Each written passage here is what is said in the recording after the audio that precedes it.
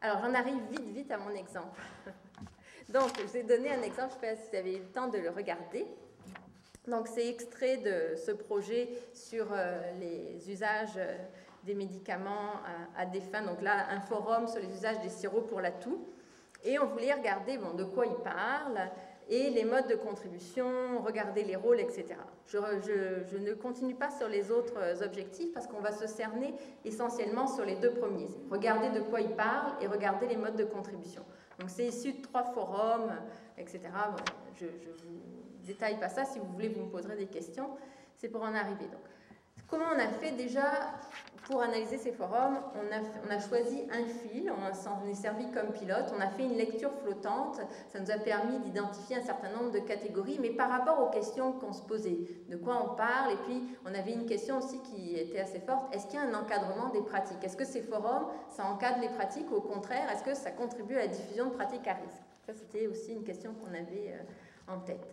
Donc, à partir de ça, on a produit une première grille en s'appuyant sur la littérature, donc en faisant des allers-retours avec la littérature.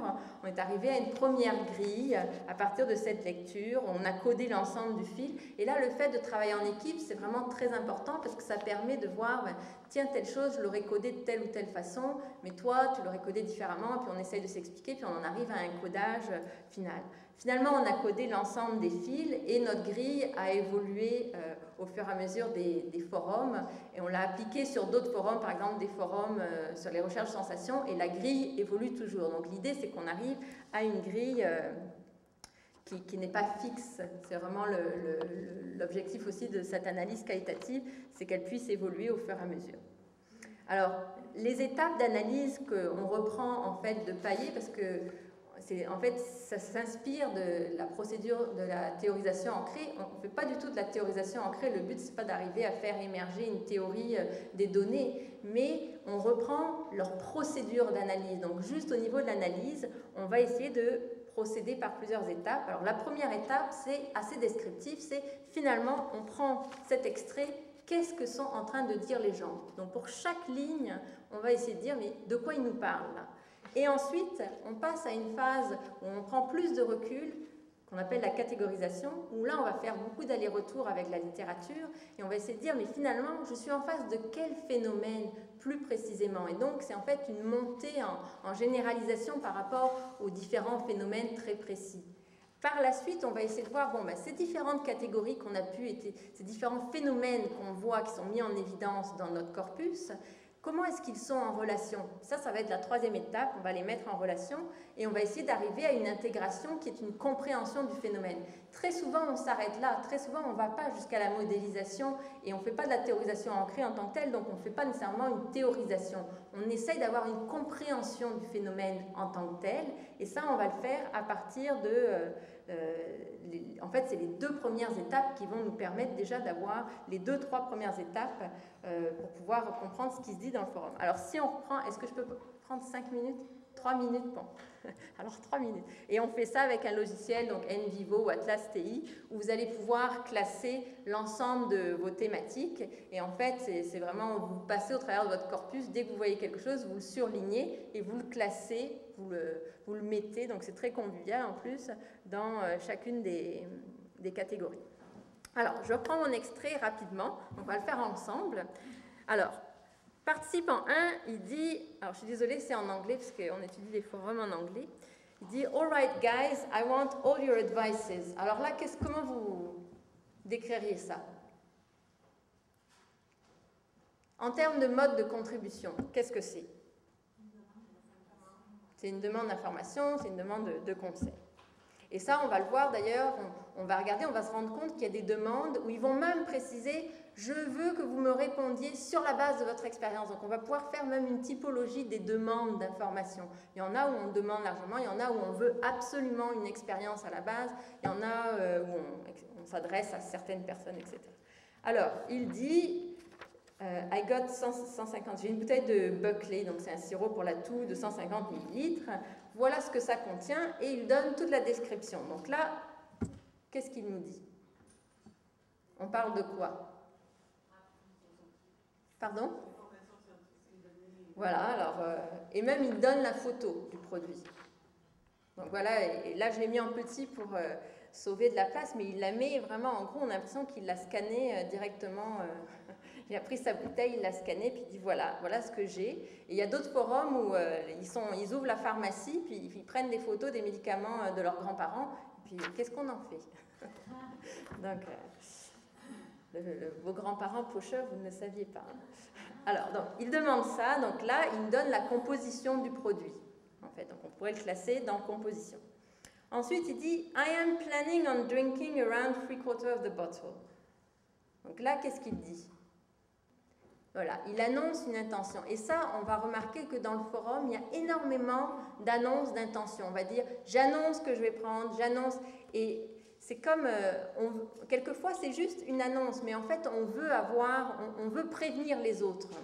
Donc on ne veut pas le faire tout seul. C'est pas pareil de le faire tout seul. Donc on l'annonce.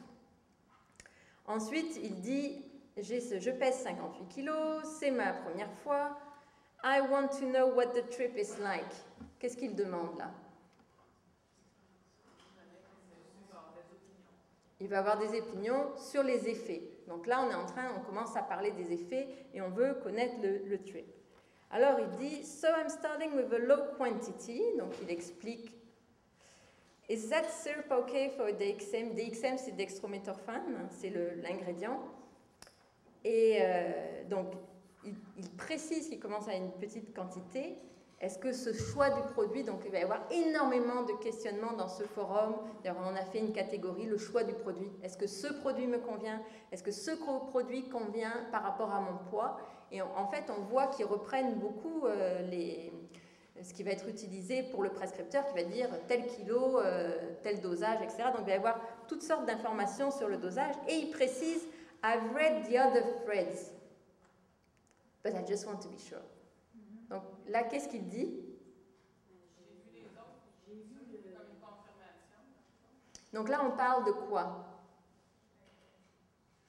Si on devait généraliser un peu plus après. Oui, mais surtout, il parle des usages du forum, parce qu'il y a toutes sortes de normes, et beaucoup de gens vont se faire rabrouer. On a déjà posé cette question, va lire les anciens, etc. Donc, il va y avoir... Donc, participant 2 lui répond, on lui dit, ce sirop va te faire triper, mais ça ne va pas te tuer, mais ça goûte pas très bon. Et il dit, mais prépare-toi à avoir... une nausée induite par ce mauvais goût. Donc, à la fois, on le renseigne sur les effets, et alors là, donc il y a une forme d'avertissement, et vous voyez, il dit « It will make you trip and it won't kill you », donc c'est assez rassurant, mais ça n'a pas bon goût. Et en fait, on s'est rendu compte, au début, on s'est dit « On va classer les effets positifs, les effets négatifs, ça va être très simple ». Puis en fait, on s'est rendu compte que c'est toujours entremêlé.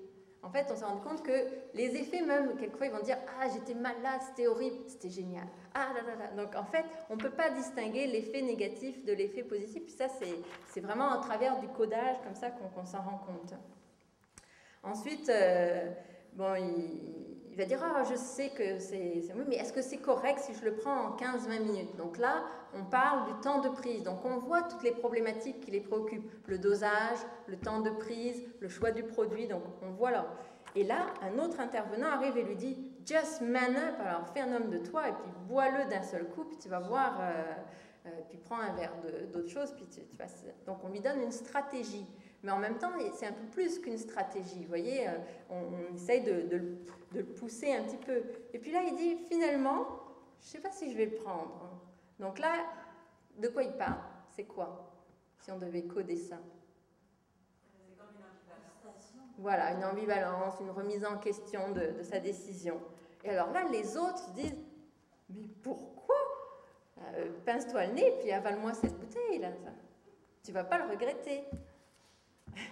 Et puis quelqu'un d'autre arrive et dit « Mais au fait, c'est quoi les risques ?» Alors, un autre dit « Personne ne sait. » Et puis lui, il dit « Ah, je ne sais pas pourquoi je vais le prendre. » Donc, on a des conversations entremêlées. Le participant 1 dit « Mais j'ai mes raisons. » Et puis, est-ce que c'est parce que tu as peur?